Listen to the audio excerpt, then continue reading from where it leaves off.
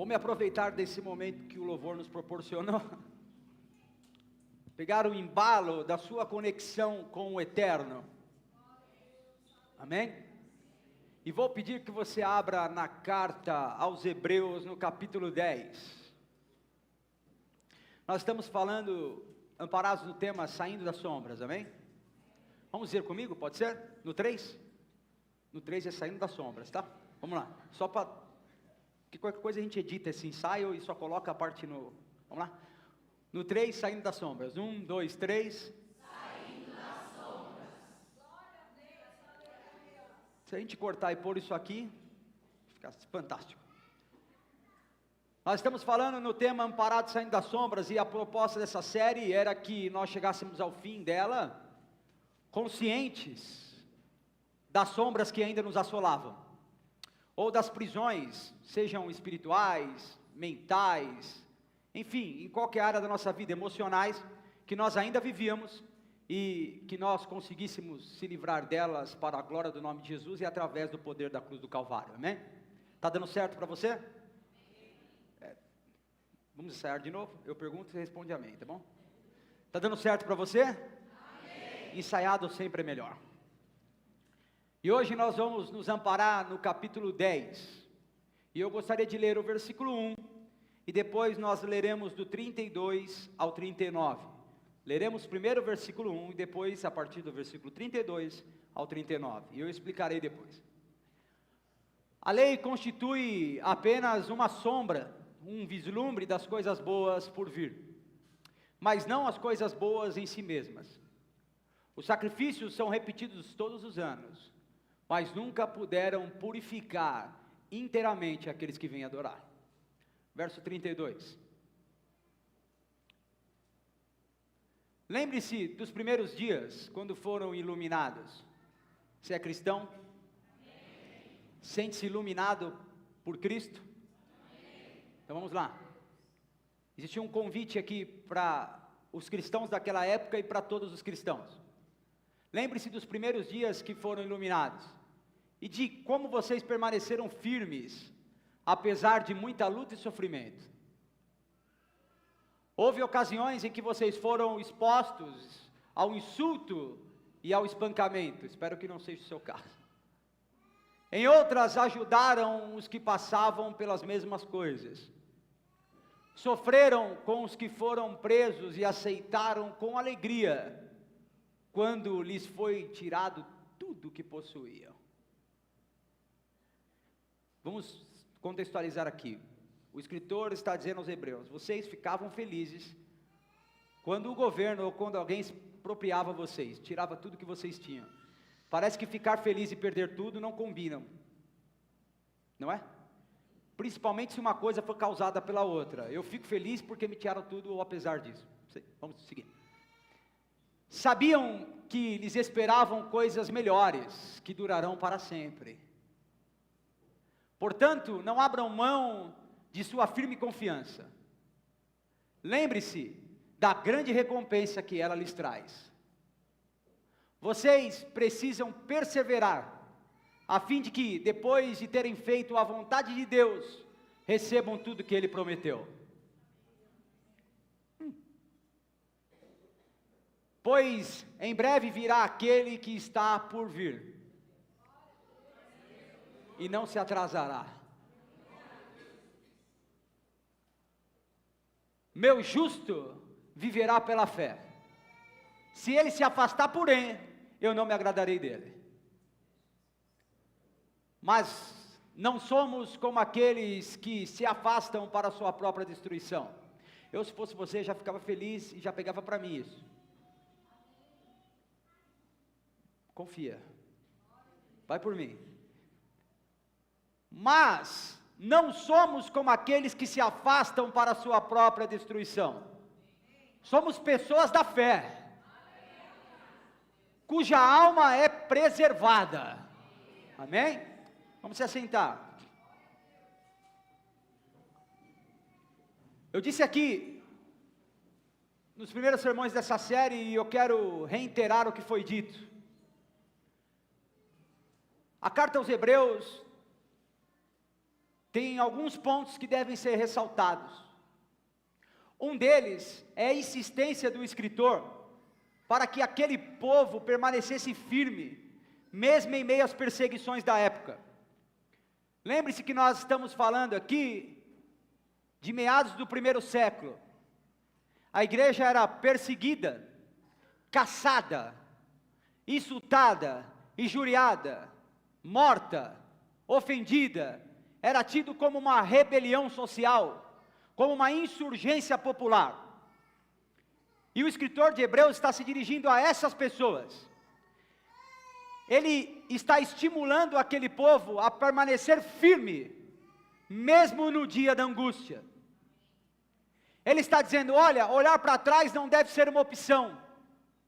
Desistir no meio do caminho não deve ser uma opção a se considerar. Voltar aos velhos hábitos, voltar às velhas práticas, voltar à religiosidade antiga vazia, não deve ser uma opção. E eu quero aproveitar as palavras do escritor de Hebreus para fazer um apelo ao seu coração. Eu sei que os dias são maus, eu sei que nem tudo vai bem, e eu sei que às vezes a dificuldade está pela tampa, e nós já não vemos perspectiva ou expectativa de futuro melhor. Mas assim como o escritor de Hebreus, eu quero te fazer um convite: persista, insista, permaneça. Voltar atrás não é uma opção, voltar a ver a vida não é algo a se considerar. Olhe para o alvo, que é o prêmio da soberana vocação. Olhe para Jesus, insista em Cristo, e na hora certa, aquele que é responsável por você, tomará a providência que você precisa. Ame ao Senhor, sirva ao Senhor, e Ele cuidará de você. Não volte atrás, não desista agora, não desanime nesse momento. Acredite, o Deus que te salvou é o Deus que é responsável, cuida de você. Ele não falhou até aqui e não vai falhar depois daqui. Foi Ele que te fez existir e é Ele que te faz avançar. Foi Ele que te consolou no dia da tristeza, foi Ele que te alegrou nos momentos mais especiais da sua vida. Ele estava presente. Lembre-se do que nós lemos aqui todo domingo em Mateus, no capítulo 28, verso 19. Eu estarei com vocês todos os dias, eu estarei com vocês sempre, eu estarei com vocês em todos os momentos. Não em alguns momentos, não em algumas horas, não em parte do tempo. Jesus está dizendo, eu estarei com vocês todo o tempo. Eu não vos deixarei. E para introduzir esse tema aqui, eu acho que nós demos um salto do capítulo 8, e eu disse isso no começo e vou reenfatizar agora. Nós fazemos isso porque o livro de Hebreus é complexo, é intenso, é denso, e se eu tivesse que trabalhar, com toda certeza nós demoraríamos um ano aqui, e não encerraríamos, não esgotaríamos o assunto. E aí vocês viriam às quintas, e os irmãos que falariam nas quintas teriam mais assunto para falar, e nós ficaremos para sempre em Hebreus. Seria um looping. Então, para abreviar, para que nós tenhamos pelo menos o desejo, para que nós sejamos incentivados a ler essa carta, eu fiz um brevíssimo resumo para expor aqui. Então nós saltamos do 8 para o 10 nessa segunda parte. Mas entre o 8 que nós lemos até o 10, existem muitas lições a serem aprendidas. E eu gostaria apenas de repassar algumas coisas, amém? Pode ser? Na semana passada nós falamos sobre o 8 e nós fechamos esse assunto, mas depois do 8 é óbvio, vem o 9. E o capítulo 9 faz uma comparação. O escritor, lembra que eu disse que o escritor de Hebreus é intenso? Ele revisita o Antigo Testamento várias vezes fazendo comparações, lembra que eu disse isso? O que ele quer mostrar, e eu disse isso na semana passada, é que a antiga aliança, que nós comumente chamamos de Antigo Testamento, ou a lei que se continha no Antigo Testamento, a lei mosaica, ela tinha um problema, ela era insuficiente. Esses dias eu estava falando com o irmão depois do culto, e ele disse, pastor, na minha tradução estava defeituosa. Eu sempre tive problema com esse texto, porque nas traduções mais antigas estava escrito defeituoso. E defeituoso aqui não é no sentido de que tem problemas, e sim da insuficiência daquela aliança. A lei era capaz de diagnosticar o problema. Ela dizia, olha, o homem está em pecado e ele precisa de um salvador. Porém, ela não era suficientemente poderosa para salvar o homem. Apenas em Cristo nós encontramos a plenitude de todas as coisas. Ele identifica o problema, resolve o problema e nos salva do problema. E no capítulo 9, o escritor de Hebreus vai fazer uma comparação, ele vai falar do átrio, ele vai falar de como funcionava o tabernáculo, ele vai dizer o seguinte: tudo isso era apenas um ensaio daquilo que estava por vir. Eu sei que nós temos o costume de chamar esse lugar de templo, é ou não é? E algumas pessoas têm o costume de chamar esse púlpito, esse local aqui de altar, é ou não é? E nós aprendemos durante toda uma vida que o pastor é uma espécie de sacerdote, é ou não é? Não? Só eu aprendi isso? Acontece que no cristianismo nós não temos sacerdotes, ou, para dizer a verdade, todos são sacerdotes, segundo Martinho Lutero. Nós compartilhamos a missão de pregar o Evangelho de Jesus. Está sobre mim essa missão e sobre você. O pastor ocupa uma plataforma apenas porque o Senhor o vocacionou, o chamou para anunciar a sua mensagem para as pessoas. Mas nós não somos melhores e piores, nós somos irmãos perdoados e lavados no mesmo sangue, que é o sangue de Jesus. Acontece que nós não temos mais templo, porque o templo do Espírito de Deus são os crentes.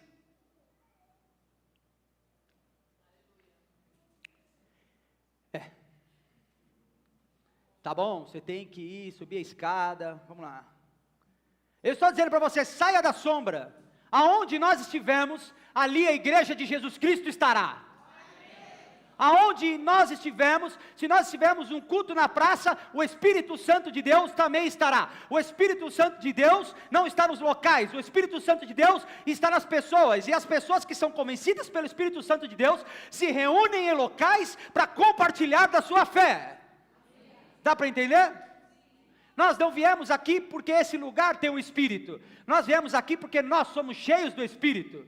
E na medida que nós somos cheios do Espírito, nós queremos compartilhar isso em comunidade, ouvir e alimentar, fazer a manutenção disso em nós. Esse lugar aqui não é um altar, porque em altar precisa sacrificar. Você já viu alguém matando algum animal aqui? Espero que não. Pelo menos não enquanto eu estava. Eu não vi nunca.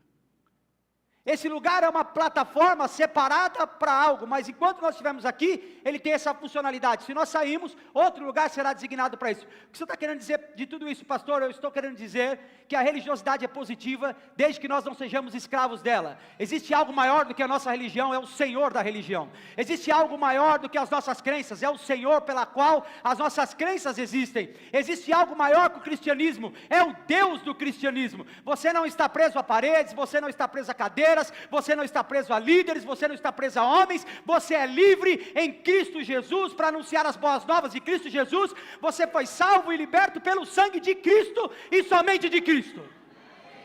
Solos Cristo. Então o tabernáculo é apenas um ensaio do que estava por vir. Jesus é a plenitude de todas as coisas, amém? E antes que alguém fique, não é para ir para a igreja, todo mundo sabe aqui que eu sou um fiel defensor de crentes irem para a igreja, todo mundo sabe ou não? O autor deixa claro de uma forma convicta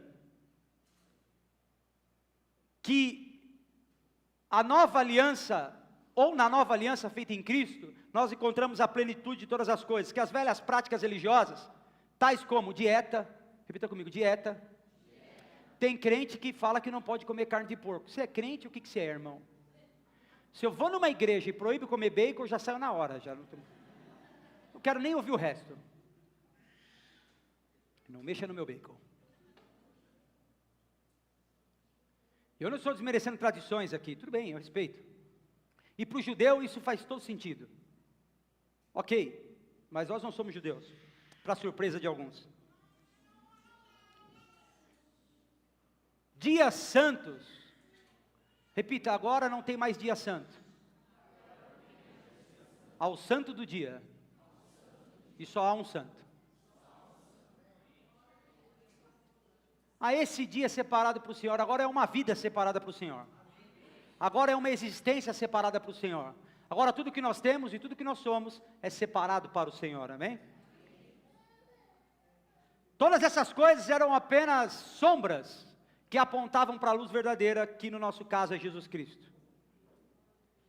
O capítulo 9 fala da importância e da singularidade do sacrifício de Jesus. Houveram outros sacrifícios antes de Jesus? A Bíblia diz que todo ano tinha sacrifício. Houveram, mas o de Jesus é singular. Quer ver como Jesus é singular? Houve ressurreições antes de Jesus? Não houve? Jesus ressuscitou Lázaro, como não houve? Houve, não houve?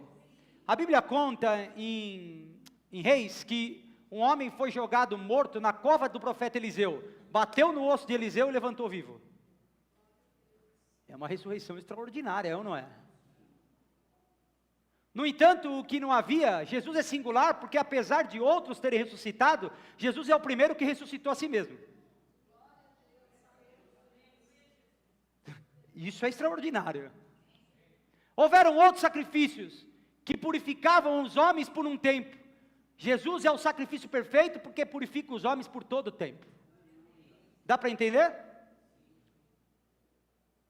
O sangue derramado para a nova aliança nos capacita para sempre. A nova aliança, assim como a antiga, foi sacramentada por sangue, só que agora de um cordeiro precioso e perfeito. E aí caminhamos para o capítulo 10. E eu quero fazer apenas uma observação e enfatizar o versículo 1. Ele vai dizer que a lei constituía apenas uma sombra, um vislumbre das coisas boas que estavam por vir. A lei era apenas um indicativo do que era perfeito. Ela indicava a plenitude que nós encontraríamos um dia em Jesus. A lei não era ruim, a lei era boa. O que você está falando, pastor? Era boa? Se você disser que a lei era ruim, você vai ter que contrariar Deus, porque Deus que criou a lei e Ele disse que tudo que Ele criou é bom. A lei era boa, só era incompleta, fazia parte de um plano progressivo de Deus. Deus havia nos dado a lei, e logo nos daria a graça, completaria esse processo, e nós estaríamos salvos para a glória do nome de Jesus. Tudo que Deus fez é bom, só que a lei era insuficiente, visto que Jesus é o grande salvador da humanidade. A lei funcionava como uma placa na estrada. Quem aqui dirige? Meu Deus, irmãos. Vamos de novo, quem aqui dirige? Estou falando bem não, pode só dirigir, não tem problema. Quem aqui dirige? Bem ou... Você pega a estrada e aí está escrito assim, ó, São Paulo a 30 quilômetros. A placa ajuda ou não ajuda? Indica o caminho ou não indica? Mas você não chegou em São Paulo. Não é porque está escrito São Paulo que você pode parar ali. Se você parar, possivelmente um caminhão vai te arrastar até São Paulo. É ou não é? A lei era assim, era como uma placa dizendo, salvação plena, mas ela por si mesma não salvava. Nós ainda tínhamos que chegar no destino da salvação, e no nosso caso não se trata de um lugar, se trata de uma pessoa e o seu nome é Jesus. A lei indicava que depois dela viria um que nos salvaria para sempre, e ele veio. Ah não, ele veio, morreu, cumpriu o seu papel, prometeu que vai voltar e que nós um dia moraremos com Ele na eternidade. A lei servia para te localizar, mas não era o destino final. No Antigo Testamento, o sacrifício habilitava a adoração. Veja aqui, o escritor de Hebreus vai dizer o seguinte, que apesar, mais para frente, que apesar de serem feitos sacrifícios repetidos, esses sacrifícios não eram capazes de purificar os que vinham adorar. Como é que funcionava? Você sacrificava, eu lembrei de uma coisa, você sacrificava e depois adorava. Não, sabe o que eu lembrei? É que um irmão esses dias chegou para mim e falou assim, pastor, eu fui numa igreja, que lá, um louvor, uma oferta, um louvor, uma oferta.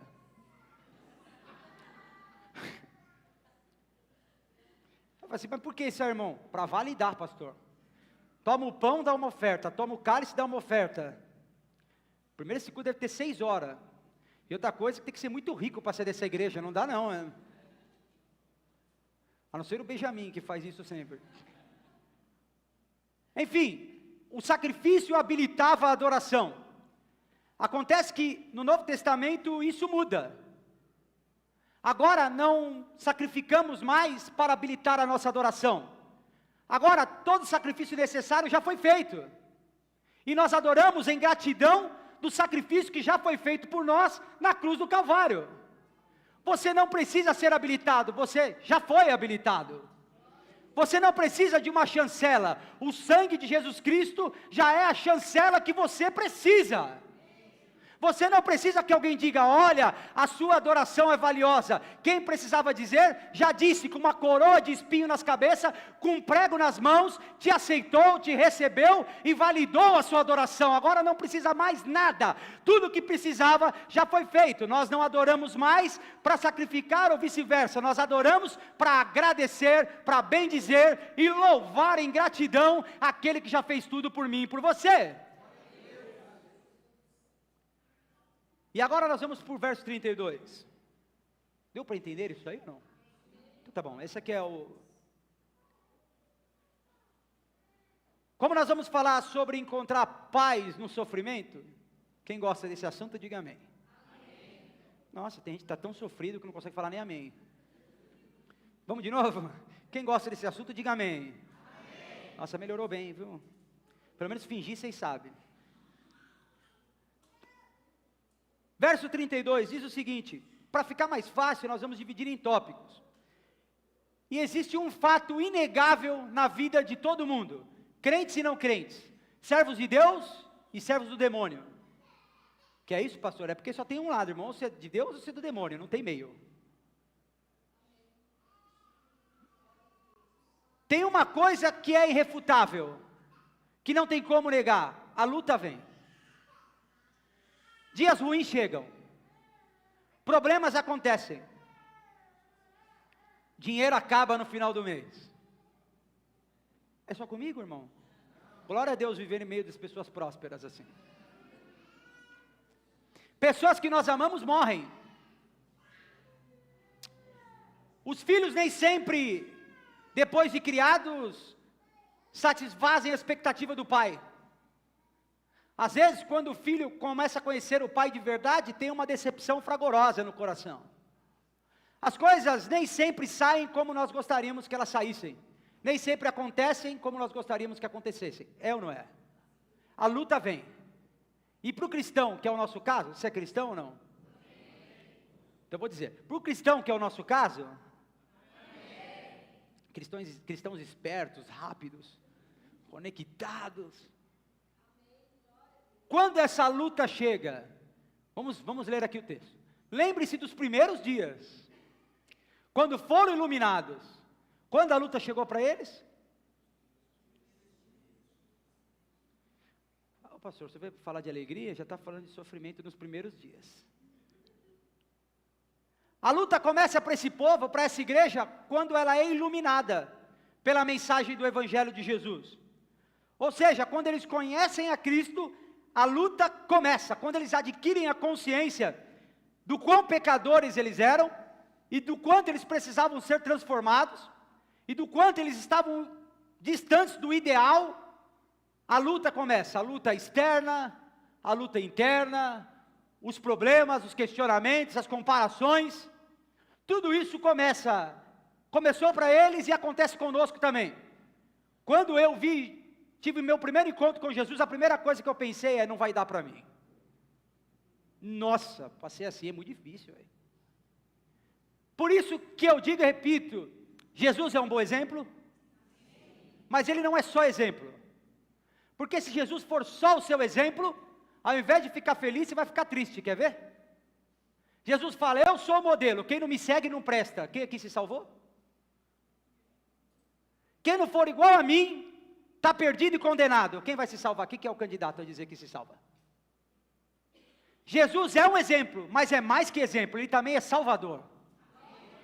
Ele não é só um bom exemplo a ser seguido, ele é o Redentor, é o Cordeiro de Deus, que veio ao mundo e tirou o pecado dos nossos ombros, e nos livrou da culpa, da condenação. Ele é exemplo, mas não é só isso, ele é mais que isso. Por isso aqueles homens passam a ser perseguidos.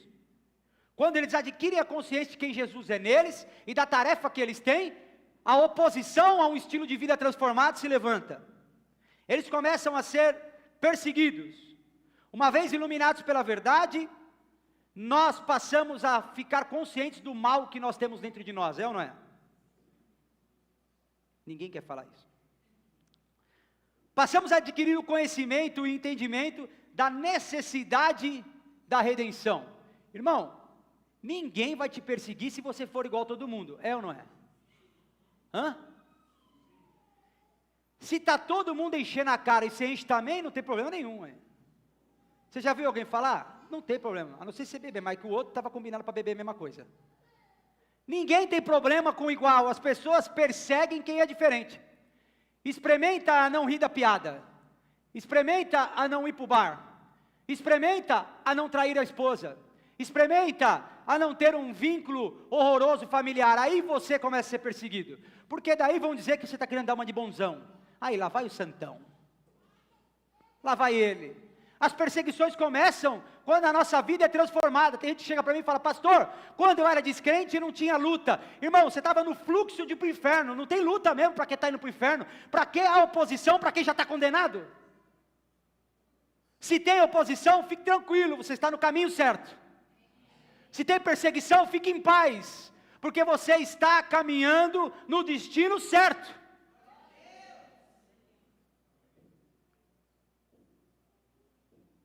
Talvez, nós estávamos conversando no GR, quem foi no GR ontem aqui? Oh, mas você não foi, eu sinto muito por você, eu te convido aí nos próximos, ainda dá tempo, se Jesus não voltar antes, deixa para lá e fazer outra brincadeira, estou me segurando hoje aqui. Nós precisamos entender algumas questões importantes a respeito disso. Ontem nós estávamos no GR, e um dos irmãos que estava se apresentando disse algo que marcou meu coração. Ele disse assim: olha, depois que eu encontrei Jesus, eu estou longe de ser o que eu queria ser, mas uma coisa é verdade, eu já não sou mais quem eu era. Esse é o poder do Evangelho, nos incomoda a progredir e avançar. Eu posso não ser o que eu entendo como ideal, mas o que eu sou hoje me incomoda.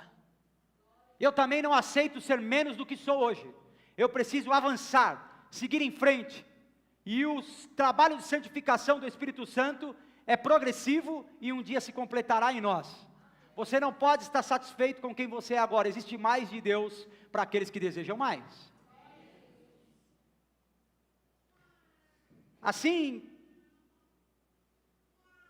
nós começamos a entender quando somos iluminados que assim como nós, outras pessoas estão perdidas, amém? Assim como nós, outras pessoas precisam dessa luz, dessa iluminação para sair da sombra. Então eu aprendi ao longo da minha vida que ou você é missionário, repita, ou você é missionário, ou você é missão.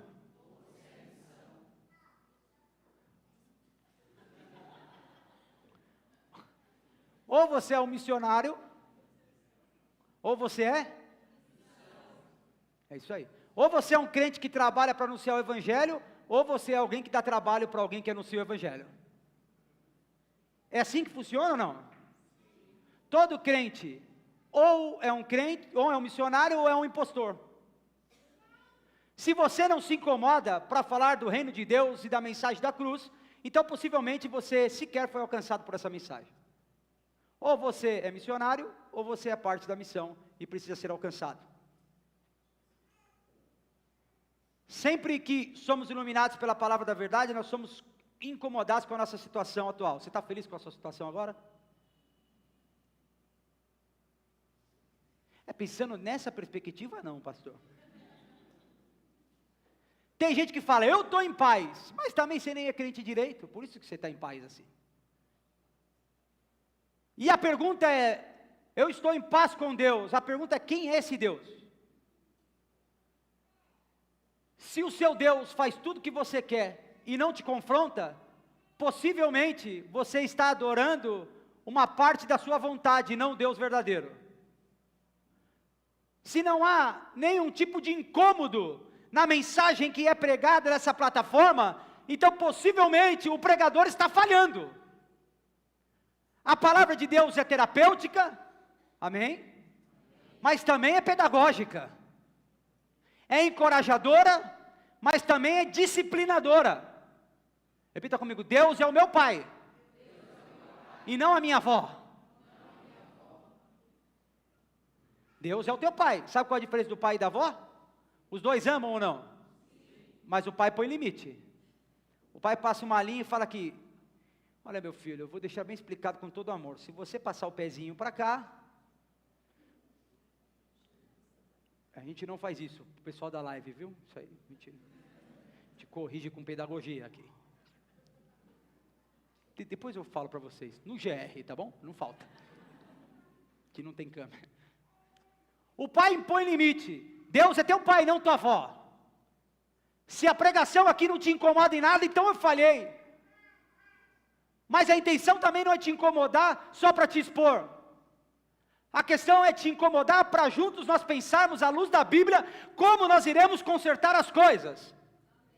E de antemão eu já quero dizer, o conserto, a perfeição, a restauração passa certamente, independente do problema, pela pessoa de Jesus Cristo.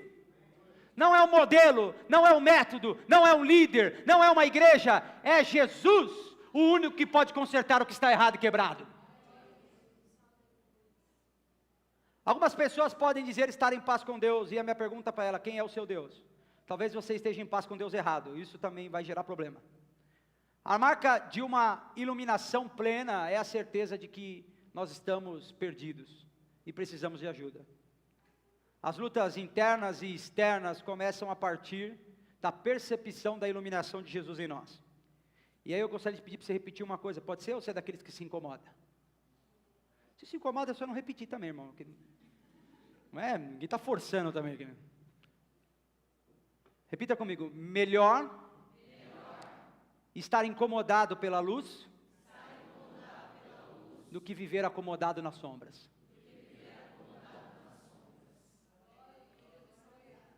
É melhor ser provocado, instado, incomodado pela luz,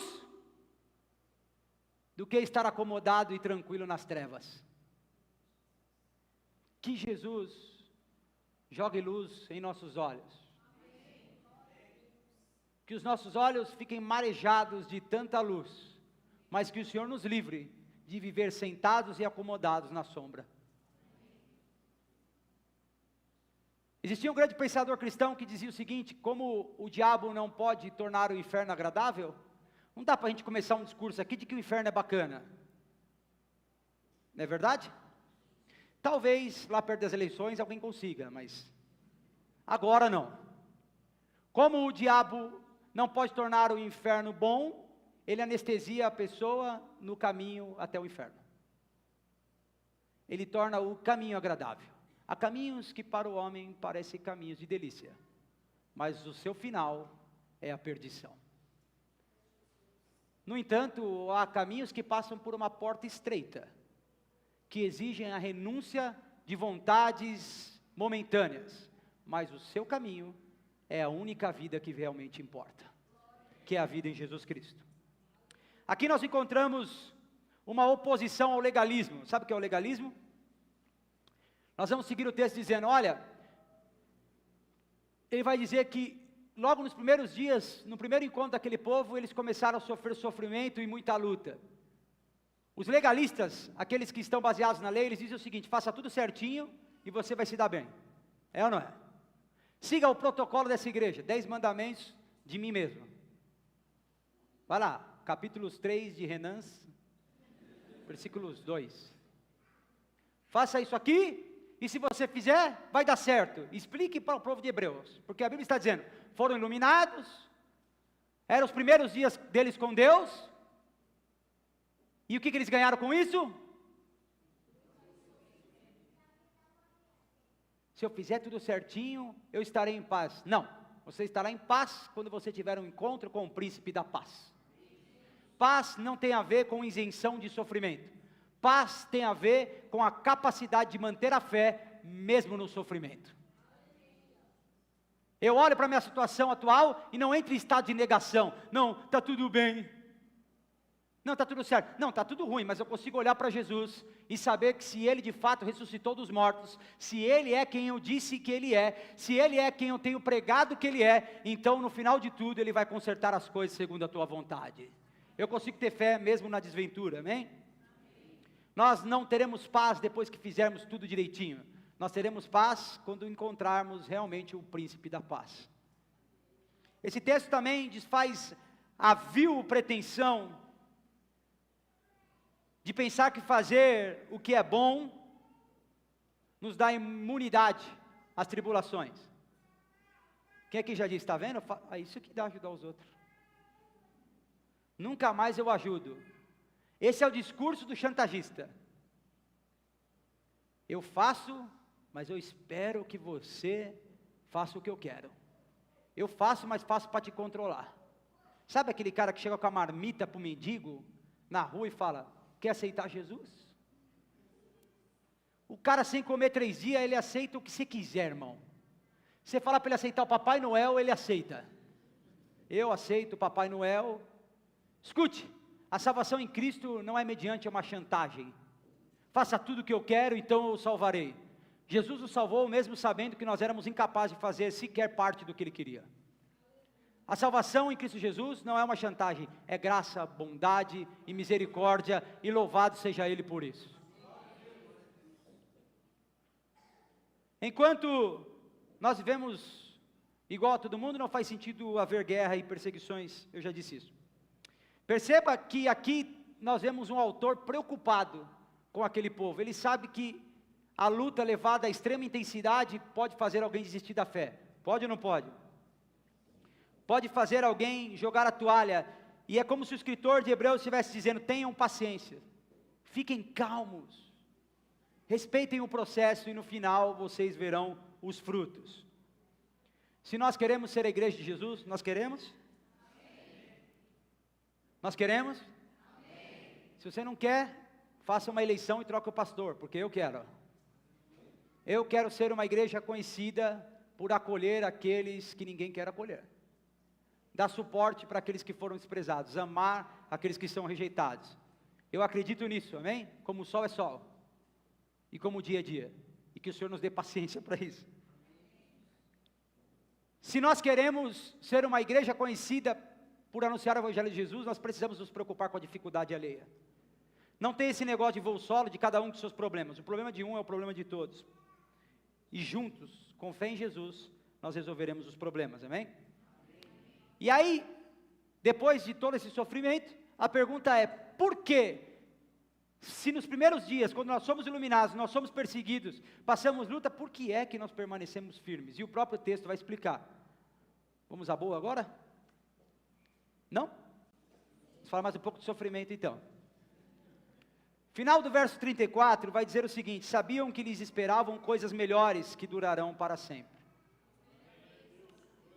Um dia Paulo, em Coríntios, para a igreja de Coríntios, disse o seguinte, essa leve e momentânea tribulação, lembra quem é Paulo? Tirado como morto, apedrejado, humilhado, insultado, expulsou um demônio de adivinhação da mulher, e ganhou uma prisão por conta disso. Agora esse homem está dizendo, essa leve e momentânea tribulação, leve e momentânea, produz para nós um peso na glória eterna. Agora o escritor de Hebreus está dizendo, olha, eu sei que a dor é forte e intensa, mas vai passar. Nós estamos firmes e seguimos firmes porque nós estamos esperando coisas melhores que durarão para sempre. Nós estamos firmes e permanecemos firmes porque sabemos que apesar das lutas, nós temos uma promessa. Nós temos um Deus que se importa. Nós temos um Deus que cuida de nós. E para nós a história não acaba aqui, existe uma eternidade nos esperando. Tudo aqui é bom e nós podemos viver parte da eternidade aqui, mas a mensagem do cristianismo é que a vida não acaba aqui, existe algo esperando por nós no porvir. E aí ele vai dizer, mantenham-se firmes na lembrança que em Jesus, para a glória de Deus, estamos esperando a herança perfeita, a salvação que há apenas em Cristo. Irmãos, nós temos um patrimônio eterno que nos mantém firme. Vou contar uma história aqui, talvez você fique um pouco triste, mas depois eu vou explicar. Todos sabem que na Coreia do Norte existe um regime que persegue o cristianismo, todos sabem ou não? E essa história verídica, uma mãe estava tentando fugir para a Coreia do Sul, para a China, com os seus filhos. Quando o único lugar que você tem para fugir é a China, o lugar que você está é ruim mesmo. eles estavam fugindo e eles foram pegos, colocados em um buraco, um túmulo, cavado no meio da praça. E os soldados disseram para eles: olha, neguem Jesus, ou nós enterraremos você e seus filhos pequenos vivos. Então as crianças começaram a ficar desesperadas, dizendo: pai, nega, pai, nega, pai, nega. É óbvio. Então a mãe olhou para os seus filhos e disse: fiquem em silêncio. Tenham reverência, porque daqui a pouco nós encontraremos o Senhor da eternidade. Fiquem em silêncio, aumentem o temor no coração, porque muito em breve nós veremos o Senhor da glória, olho no olho. Eles foram enterrados, cantando canções ao Senhor. Por que o Senhor está dizendo isso, pastor? É porque aquelas pessoas que são capazes de renunciar à sua vida e dos seus filhos, só fazem isso porque sabem que existe algo maior esperando por elas. Só alguém convicto da sua fé é capaz de fazer algo desse tipo. Sabe por que nós estamos firmes? Sabe por que nós continuamos e permanecemos? Porque nós vimos aqui todo dia ouvir uma palavra de ânimo, encorajamento, porque nós acreditamos, nós somos convencidos no nosso coração e na nossa intelectualidade, que existe uma promessa, uma herança, que só pode ser herdada por aqueles que encontraram Jesus um dia. Promessas maiores, uma aliança maior, um sacerdote superior, um lugar maior, um tabernáculo maior, é isso que espera aqueles que temem e amam ao Senhor. Existe uma instrução nesse texto que serve para todos nós, um chamado para reorganizar as nossas prioridades. O escritor está dizendo: apegue-se no que é eterno. Menos emoção e mais evangelho. Menos promessas vazias e mais convicção de que nós precisamos mudar. As conquistas e aquisições da vida são importantes. E que o Senhor lhes dê muita aquisição e que vocês sejam muito ricos em nome de Jesus. Tá bom então, Jesus? Dá para mim então. Olha aqui, ó. Que o Senhor deixe muitas pessoas aqui ricas, amém? Mas a nossa maior esperança não é essa. Essa talvez seja a consequência da mudança que o Senhor vai fazer em nós. A maior esperança é morar com Jesus na eternidade um dia. É saber que em Jesus nós somos perdoados, redimidos, salvos, acolhidos e adotados. O evangelho raso não serve, ele é incompleto. Perceba que o verso 34 faz afirmações positivas sobre aqueles que entendem a mensagem. Fala que eles sofreram, e mesmo assim foram cuidar daqueles que estavam presos. Que eles foram capazes de ignorar o fato de perder os seus bens por expropriação. Alguém tomou os bens deles. E eles se alegraram, mesmo isso acontecendo. Quem é que faz isso, irmão? Mesmo diante da perseguição, eles animavam aqueles que estavam piores. Irmão, você está mal? Tem quem está pior, acredita. Você está ruim? Mas não pense que você é o centro de todo o universo. Eu sei que tem pessoas que falam que você é o centro do coração de Deus e tudo, mas isso aí é só para te alegrar e fazer você comprar um DVD, viu? Isso aí é só no final para a pessoa ir para Orlando, passar 30 dias nas suas custas. A verdade, e tem quem paga, eu sei que tem, tomara que não daqui, Jesus. Existem pessoas que se alegram mesmo na dificuldade. Existem pessoas que estão piores do que nós.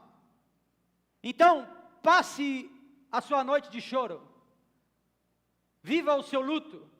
E a igreja te ajudará. Deus o amparará. Mas o choro tem que durar apenas uma noite. Uma noite aqui é um ciclo temporal. Uma hora a alegria tem que vir. Você tem que se lembrar de quem está pior. Então se reerga no poder do Espírito Santo de Deus. Tome posse das promessas do Senhor no sentido de estar revigorado pela palavra de Deus. Não é pegar bandeja, nada disso não.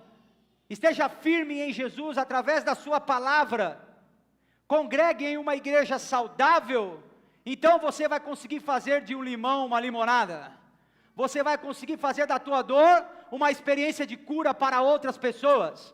O fato de estar passando por um problema não te exime da responsabilidade de cuidar do próximo. Mesmo perseguidos, eles cuidavam do próximo. A Bíblia diz que eles aceitavam perder o que se vê, a fim de ganhar o que não se vê. Irmãos, quantos de nós tem uma vida que parece vantajosa, mas na verdade é vazia, porque se apegou nas coisas dessa vida? Pastor, eu ia participar, mas eu não vim, porque o amigo do meu vizinho, do cachorro, faleceu, e eu tinha que ir lá no velório, porque afinal de contas eu tenho uma reputação de bom amigo. Pastor, eu não fiz, pastor, eu deixei de fazer, pastor, eu não sei o quê, pastor, irmão, qual que é a sua prioridade? Fala a verdade, vai. Vamos lá. Vamos organizar as nossas prioridades. Porque nós dizemos por aí, com a boca rota, cheio de razão, que o Senhor é a nossa prioridade. Senhor, se tiver que morrer pelo Senhor, eu morro, mas não conte comigo para viver pelo Senhor. Quem não é capaz de viver por Ele, tampouco é capaz de morrer por Ele. Nós precisamos reorganizar as nossas prioridades. Jesus precisa ser a nossa prioridade. Quer filhos frutíferos, quer filhos abençoados, então os crie num ambiente abençoado. Quer um casamento abençoado, então leve a sua família para um lugar abençoado. Quer ser uma pessoa próspera, então aprenda à luz da Bíblia como faz para ser próspero. Quer ser uma pessoa que tem uma vida de paz, então priorize o relacionamento com o príncipe da paz. Afinal, a maior de todas as conquistas foi feita em nosso lugar e é Jesus, amém? Nós sempre estamos prontos para dizer aquele grande versículo de Romanos 8:28, todas as coisas cooperam. No entanto, eu gostaria de te perguntar, você está pronto para dizer isso quando esse cooperar de Deus é uma luta imposta por Deus? Dá para entender? Existem coisas que foram as pessoas que tiveram, mas existem provações que foi o Senhor, de maneira pedagógica, colocou na sua vida. Todas as coisas, inclusive as lutas que acontecem, cooperam para o nosso bem. Você vai sair mais forte, mais resistente, mais resiliente, mais sapiente. Você vai sair melhor das provações, porque todas as coisas, inclusive as lutas, cooperam para o bem daqueles que amam a Deus. Pelo menos para nos amadurecer, amém? E aí ele segue dizendo no 35, vou terminar, calma, você está achando que eu não vou, né? Mas eu vou. Ele vai dizer, não abram mão da sua firme confiança, lembre-se da recompensa que ela lhes traz. Irmão, não vale a pena jogar a toalha, não vale a pena voltar atrás, não vale a pena ficar recomeçando. Tem gente que não consegue completar, tem gente que nunca tem um relacionamento real com Jesus, nunca consegue ter um relacionamento intenso com Deus, quando chega próximo disso recua, porque ele percebe que estar com Jesus exige renúncia. Mas eu quero dizer uma coisa para você, a Bíblia afirma que todo aquele que tentar achar a sua vida, perdê-la-á, mas todo aquele que renunciar a sua vida, por amor de Cristo, certamente encontrá-la-á. Não renuncie agora, persista mais um pouco, resista mais um pouco, lembre-se que o Senhor está com você, valorize a ajuda que você recebe, pegue na mão de pessoas mais experientes, e siga em frente, fique tranquilo, porque na hora certa a recompensa desse esforço virá, e não virá de mãos perecíveis, não virá de pai, de mãe, virá do Senhor, uma recompensa que não perece. Deus os chamou para a salvação, Deus os chamou para um caminho perfeito, Deus nos chamou para viver na eternidade. Enquanto nós não chegamos à eternidade, vivemos parte da eternidade nessa vida, para a glória do nome de Jesus. Deus te chamou para um tempo de paz, não desista, permaneça firme, o Espírito Santo de Deus te fortalecerá. Não abram mão. Existem pessoas que desperdiçam bons relacionamentos, existem pessoas que desperdiçam ministérios, existem pessoas que desperdiçam oportunidades de emprego, tudo porque não insistem, tudo porque no primeiro sinal de dificuldade elas retrocedem. Encara a dificuldade. Se por um lado você é incapaz, o Deus que você serve pode tudo. Se por um lado você é fraco, o Deus que você serve venceu a morte, matou a morte, ressuscitou, está sentado no trono e voltará para te buscar. Persista, não volte atrás. Você não está seguro no seu conhecimento, você está seguro no braço forte do Senhor. É daí que você busca alegria no dia de choro, no dia de lamento. Eu estava conversando com o irmão, eu falei, irmão, eu pensei que você nem vinha, aconteceu os problemas na sua vida. Ele falou, pastor, eu me lembro que quando o senhor contou que quando o senhor e a pastora Maine perderam o primeiro bebê, o senhor às 3 horas da manhã, perdeu o bebê e às 9 da manhã estava pregando. Eu quero ser parecido com Jesus, não posso ser pior que você. Faz todo sentido. O que ele quis dizer é o seguinte: se eu quero ser igual ao profeta, eu não posso ser pior que a mula. No caso, a mula era eu. Fiquei chateado, mas na hora eu aceitei porque eu entendi o propósito. Fiquei curado na hora.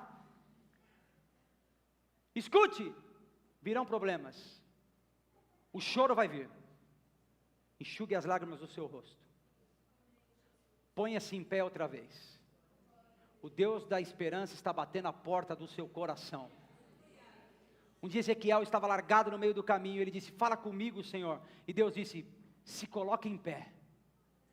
Põe-te em pé, então eu falarei com você. Ele estava dizendo: assim não, chorando não, entregue não, põe-te em pé, então eu falarei com você. O convite de Jesus para você é hoje: se coloque em pé, então o Senhor vai falar com você. Vou terminar mesmo. Alguns de nós abandonaram a esperança em Jesus, abandonaram a fé, negaram o Senhor por conta de dificuldades. Nós precisamos ser movidos pela fé de dias melhores, amém? E aí, para encerrar, no verso 38 e 39, o escritor vai dizer que o Senhor não se agrada daqueles que retrocedem. Agora, já vamos para um próximo nível. Deus está dizendo: se você retrocede, eu não gosto muito de você. Deus me livre ser dessa turma. Eu vou mancando, mas eu vou. Tudo menos Deus não gostar. Deus gostando já está difícil. Deus não gostando, então, Senhor Jesus. Pode chamar Jesus se Deus não gosta? Não sei, fiquei conflito agora. Obviamente que se manter firme é difícil. Mas nós não devemos esquecer, ao manter o foco em Jesus, que nós não estamos sozinhos. Plantar dá frutos, amém? Para quem aguarda o processo. Quem aqui já trabalhou na roça? Nossa, poucas pessoas, né? Vocês fizeram o que na vida? Curso, né? Tem um tempo, a hora que você vê tudo plantado é lindo, mas tem espera, tem plantio, tem que ter paciência, tem um processo. Espere o processo de Deus para ver os frutos que Deus vai fazer germinar, amém? Quando você retrocede, é a mesma coisa que você dissesse: Deus, eu estava melhor sem o Senhor. Estou voltando para a velha vida, essa vida com o Senhor não dá. Eu estava melhor antes. Acredite, nós não estamos melhor. Nós precisamos do Senhor. Nós vemos aqui o escritor falando com uma igreja desesperada, achando que podia se salvar. E ele está dizendo: vocês não podem, vocês precisam de Jesus. E aí no final, ele vai fazer uma promessa, ou desferir palavras que eu quero me apropriar delas, e eu gostaria que você também se apropriasse, pode ser ou não? Respeitosamente, já que ele nem quis pôr o nome, o escritor de Hebreus, eu vou pegar a palavra dele também. Amém? Próximo. A Bíblia vai dizer, pode segurar aí, no verso 38, mas vai fazer menção a uma profecia que está em Abacuque, que nós vemos em Romanos, nós vamos repetido algumas vezes. O justo... O que isso quer dizer? Olha, o justo tem esperança de que dias melhores virão. Enquanto esses dias não chegarem, ele tem fé que eles chegarão. Dá para entender? Você tem fé que vai ter paz, você tem fé que vai ter tranquilidade, você tem fé que vai ter um melhor emprego, você tem fé em um monte de coisa. Irmão, não confunda fé com torcida também, tá? Vai lá, irmão, vai que esse emprego é teu. Isso é torcida. Fé é assim, irmão, se o emprego for teu, se não for teu, se der tudo certo, se der tudo errado, fique tranquilo, Deus está no controle e vai dar tudo certo no final, porque o Senhor está controlando, nós devemos ficar em paz. Isso é fé.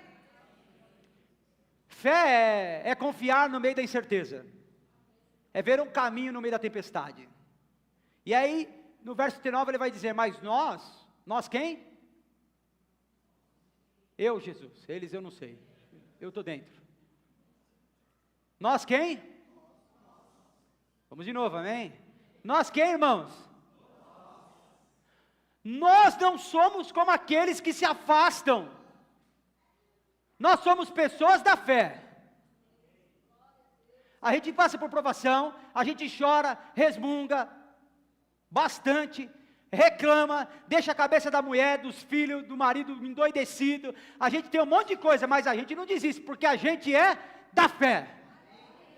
A gente liga para o pastor no horário que não era para ligar. Agora é um desabafo, não, brincadeira. A gente passa por luta, a gente lamenta, a gente perde gente querido, a gente enterra quem não queria, a gente passa por dificuldade financeira, às vezes a gente até pensa em escorregar, às vezes nossos pés se resbalam, às vezes toca o carnaval, o irmão dá uma volta do trio, enfim, um monte de coisa acontece. Mas acontece que no final, sobre todas essas coisas, prevalece o fato de que nós somos da fé. Nós não paramos, nós seguimos, nós enfrentamos, porque nós não vamos na força do nosso braço, nós vamos no poder do nome de Jesus. Uns confiam em carros, outros confiam em cavalos, alguns confiam em dinheiro, uns confiam em pessoas, mas nós, a igreja de Jesus, confiamos no poder do Espírito Santo. Nós somos da fé. Por isso a nossa alma é preservada. É um ato externo. Não é a nossa alma é cuidada por nós, é preservar. Olha que lindo isso. Porque nós temos fé, alguém preserva a nossa alma. Preservado aqui é como se fosse um bebê na placenta. Você não pode machucar um bebê porque ele está na placenta. Ele tem o suficiente, ele tem a nutrição que ele precisa porque ele está na placenta. Ele sobrevive porque ele se alimenta. É isso que o escritor de Hebreus está dizendo. Olha, enquanto vocês estiverem nessa placenta, enquanto vocês estiverem dentro do lugar certo, vocês serão alimentados, cuidados, provisionados, assessorados, iluminados, encorajados. A alma de vocês será preservada, e quem preserva a nossa alma é o Senhor. E eu encerro com as explicações gerais. Vivemos em um vale de lágrimas, irmãos. Nós passamos por lutas e dificuldades, e eu já disse isso. Mas hoje eu quero te convidar a olhar para a herança eterna. Jesus te salvou. Jesus não vai te salvar, Ele já te salvou. Ele te perdoou. Ele te adotou. E te prometeu a eternidade. Fixe seus olhos na promessa de Jesus. Ame ao Senhor e viva para a glória dEle todos os dias da sua vida. Tenha paciência para suportar o processo. Não recue diante das provações, peça ajuda ao Senhor. E se socorra na igreja de Cristo também. Irmãos, a igreja não é perfeita e nós estamos tentando, acredite. Nós estamos tentando ser, quem me conhece sabe, nós estamos tentando ser o melhor para as pessoas. Aqui o voluntariado tem um lema: amando a Deus e servindo ao próximo. Essa é a razão pela qual eu escolhi ser pastor, para amar a Deus e servir ao próximo. É isso que eu tenho feito a minha vida inteira, mas nem sempre a gente consegue. A gente é falho. Então, perdoe as nossas falhas. Nos ajude a melhorar. Não vá embora reclamando, fique e nos ajude a resolver. Amém? Aqui você sempre terá um ouvido para te ouvir. E quem sabe mudar por causa de um bom conselho seu. Vamos juntos glorificar o nome de Jesus. Não abandone a obra do Senhor no primeiro desgosto. Permaneça fiel a Cristo. Amém? Você não é parte dos grupos que retrocedem, e aqui eu encerro. Você é parte dos da fé, lembre-se disso. Repita: eu sou da fé. Mais uma vez: eu sou da fé. Mais uma vez: eu sou da fé. Repita isso todos os dias, em todas as lutas, em todas as provações. Você olha para a dificuldade e diz: eu não sou do time dos que retrocedem, eu sou da fé. A minha alma é preservada pelo Senhor. Eu sou da fé, daqueles que acreditam no sacrifício de Jesus, que foram salvos por Ele. Vamos ficar em pé. Eu gostaria de propor aqui alguns motivos para nós orarmos e encerrarmos, pode ser? O primeiro motivo é agradecer pelo cuidado de Deus. Às vezes a gente é tão envolvido em pedir, em falar, e a gente descarrega em Deus as nossas angústias, e nós nos esquecemos de perceber o quanto Ele é bom. Talvez você esteja aqui com a sua família, ou parte dela. Veja como o Senhor é bom. Talvez você esteja com seus filhos aqui. Veja como o Senhor é bom. Nós vamos apresentar membros novos da igreja hoje. Veja como o Senhor é bom. A igreja de Jesus avança, cresce, para a glória de Deus. Veja como o Senhor é bom. Quando nós pensamos em desistir, Deus providencialmente levanta alguém. No dia do nosso desespero, tem um amigo para chorar. Veja como o Senhor é bom. Você até passa aperto financeiro, mas a comida não te faltou. Veja como o Senhor é bom. Talvez você perdeu algumas pessoas, mas outras nasceram. Veja como Jesus é bom. Jesus é bom, amém? Por isso nós agradeceremos. Segundo motivo, é pedindo paciência, que talvez esse seja o nosso grande problema. Não sei você, mas queimar a largada é o problema típico do crente. Não tem paciência, é ou não é? Irmão, repita comigo, cristianismo não é mágica. Tem gente que pensa que vai vir aqui cheio de problema, eu vou dar um xalacazão nele aqui, um sim-salabim, e ele sai com o problema resolvido. Não, isso é mandinga, irmão, isso é outra coisa. Nem sei se funciona. Você sabe? Sei. Isso aí é outra coisa. Cristianismo é processo. O cristianismo é mais de tirar do que de dar. Como assim, pastor? Jesus vai tirando de nós aquilo que não parece com Ele, e então vai sobrando apenas aquilo que glorifica Ele. Nós vamos sendo lapidados, aprendendo, crescendo, ensinando outros. Esse é o verdadeiro cristianismo, amém? Nós precisamos ter paciência para esperar. E por terceiro e último, é para que Deus preserve em nós a alegria da salvação. Que sobre todas as alegrias, esteja no nosso coração a alegria da salvação. Nem tudo vai sair como nós esperávamos, mas a parte de Deus Ele fez perfeitamente. Ele nos salvou na cruz do Calvário, né? Vamos orar? Feche seus olhos. Jesus, nós queremos escolher a melhor parte, Deus. Nós queremos fazer aquilo que te agrada e aquilo que honra o teu nome. Nem sempre nós conseguimos, na verdade, na maioria das vezes nós erramos e falhamos.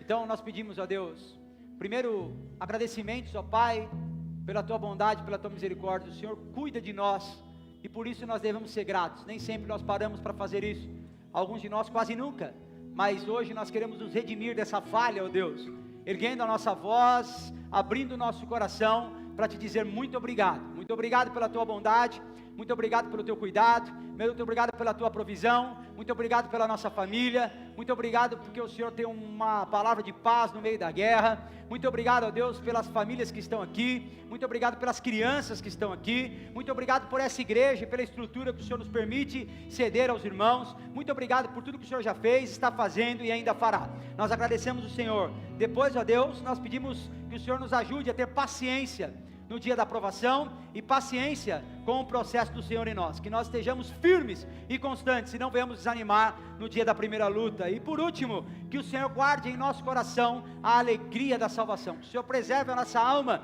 e quando nós pensarmos em desistir, quando nós pensarmos em recuar, quando nós pensarmos, ó Deus, em jogar a toalha, entregar os pontos, que nós venhamos lembrar do que o Senhor fez na cruz do Calvário. Nenhuma desculpa é boa o suficiente para explicar, ó Deus, o abandono a um Deus que entregou-se na cruz por nós. Obrigado, Jesus. Santificado seja o teu nome, bendito seja o Senhor em todos os dias dessa igreja, em toda a nossa vida, em toda a comunidade, que nós possamos, ó Deus, te agradecer e viver para a tua glória, hoje e sempre. Amém e amém. Deus te abençoe em nome de Jesus.